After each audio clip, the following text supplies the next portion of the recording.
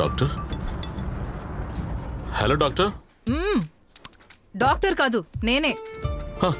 ఏమైంది బంగారం? ఇక్కడ ఫోన్ అలౌడ్ లేదంట. లేబర్ రూమ్ లోకి ఫోన్ తీసుకురాకూడదంట. నేను సన్నితో మాట్లాడాలని చెప్పగానే డాక్టర్ గారే నాకు ఫోన్ ఇచ్చారు. నాకెప్పుడు ఫోన్ చేయాలనిపించినా తనతో చెప్పమన్నారు. నేను ఇంతగా కేర్ తీసుకుని చూసుకుంటున్న హాస్పిటల్ స్టాఫ్ మొత్తాన్ని వచ్చాక జాగ్రత్తగా గమనిస్తాను. మీరేమైనా చేసుకోవచ్చు. మీరు మంగోలియా నుంచి నేరుగా ఇక్కడికే వస్తున్నారనుకుంటున్నాను. మరి నన్నెప్పుడు మంగోలియాకి తీసుకువెళ్ళబోతున్నారు? ఏంటి మంగోలియానా? ఇకపై మంగోలియాకి వెళ్ళాలంటేనే అది చాలా రిస్క్ బంగారం. నేను అక్కడికి వెళ్ళాలనుకోవట్లేదు. ఏమైంది? అది నైనాతో చైనా లోపలికి వెళ్ళాలంటేనే భయంగా ఉంది. వెళ్తే ఇరుక్కుంటాను. ఏంటి? China China China. సరే వద్దు, వెళ్ళక్కర్లేదు. అది సరే, నా బంగారం ఏం చేస్తుంది? అందరూ కూర్చుని ప్రేయర్ చేస్తున్నారు. నేను మాత్రం పాటలు వింటున్నాను. నా పక్క బెడ్లో ఉన్నవాడైతే ఒకటే అరుపులు. అయ్యో దేవుడా, ఇవన్నీ వద్దని నీకు అప్పుడే నేను చెప్పాను కదరా. వాళ్ళ ఆయన గాని ఇక్కడ ఉండుంటేనా వాడి గోబా నేను గుయ్యమనిపించేదాన్ని. సన్నీ, ఇప్పుడు ప్లే అవుతున్న పాట ఏంటో తెలుసా? పాట నేను... సరే, నాకు క్లూ ఇవ్వు. నీకు క్లూ ఇచ్చేలోపు పాటే అయిపోతుంది. నేనే చెప్తాను. రోజావే రువ్వే చిన్ని రోజావే. పాట ఎలా ఉంది? ఓ, పాట చాలా బాగుంది. Super super. సరే, మరి నేను ఇక పాటలు వింటాను. ఫోన్ కట్ చేసేటప్పుడు వీళ్ళు అసలు చెప్పి కట్ చేయరు వీరప్ప. మేడం పాటలు చాలా బాగా పాడుతున్నారు సార్. ఇంతకు ముందు ఎప్పుడైనా పాడారా? తన స్కూల్లో ఏదో ఫెస్టివల్ కి ఫస్ట్ ప్రైజ్ వస్తే తీసుకుందట. ఓకేనా? తీసుకునే ఉంటారులేండి.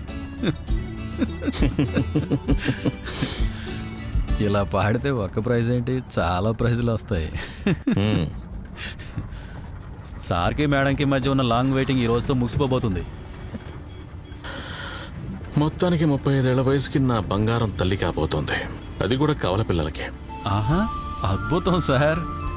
అద్భుతం కాదా మరి? 10-12 సంవత్సరాల నుంచి డాక్టర్స్ కు చూపిస్తూ ఉంటే ఇప్పుడు ఓకే అయింది.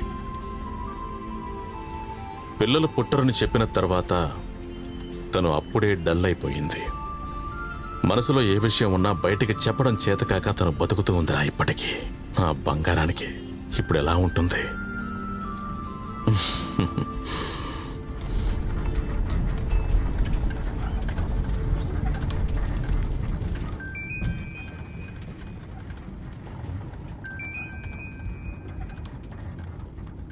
హలో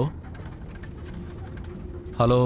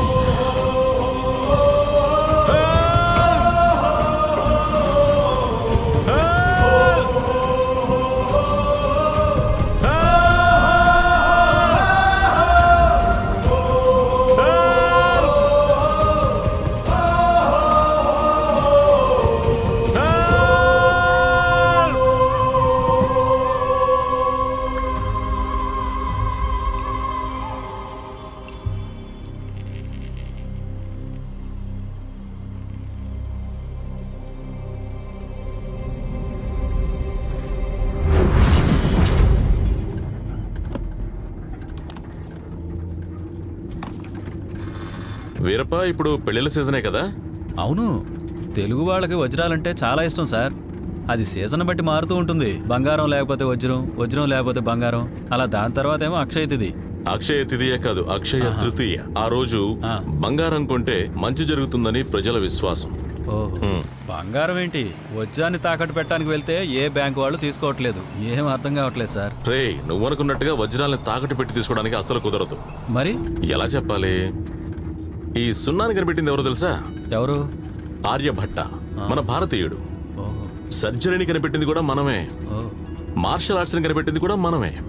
అదీ కాకుండా క్రీస్తు పూర్వం 700 సంవత్సరాలకు ముందే వజ్రాలను కనిపెట్టింది కూడా మనమే.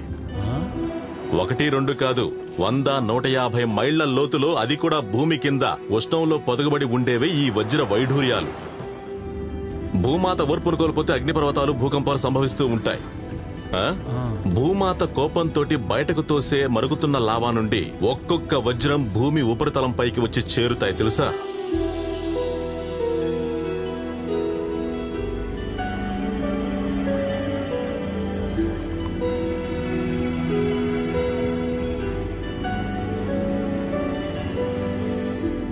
ఇప్పుడు కూడా ఈ ఒక్కొక్క వజ్రం మీద రక్త మరకలుంటాయి. జీవితాన్ని చక్కగా జీవించాలనే ప్రయత్నంలో ఎంతో మంది ప్రయాణికులు బలైపోతూ ఉంటారు. ఆడవారికి మగవారికి కలిపి ఒక్కో వజ్రం ఉంటుంది. కొన్ని ఆడవారికి, కొన్ని మగవారికి. అందరికీ అందరూ సెట్ అవ్వరు. వజ్రాలు కూడా అటువంటివే. కొన్ని అదృష్టాన్ని తీసుకొస్తాయి, మరికొన్ని ఆ అదృష్టాన్ని తరిమి కొడతాయి.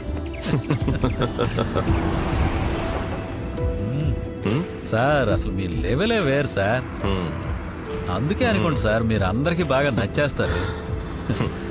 వీరప్ప, ఉన్న వాటిల్లో అత్యంత విలువైన వజ్రం ఏంటో తెలుసా? తెలీదు సార్. కోహినూర్. మనకు సొంతమైన కోహినూర్.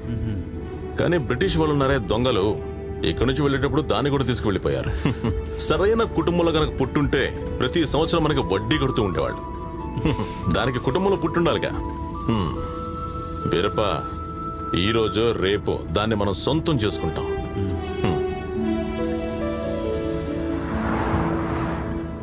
నేను కొన్నింటిని కాపాడుకోవాల్సి ఉంది సార్.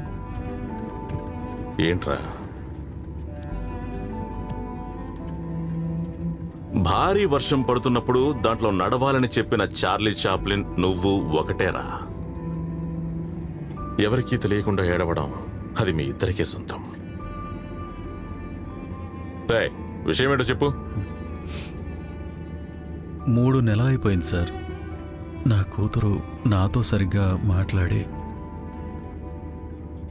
2 నెలల 28 రోజులు అవుతోంది.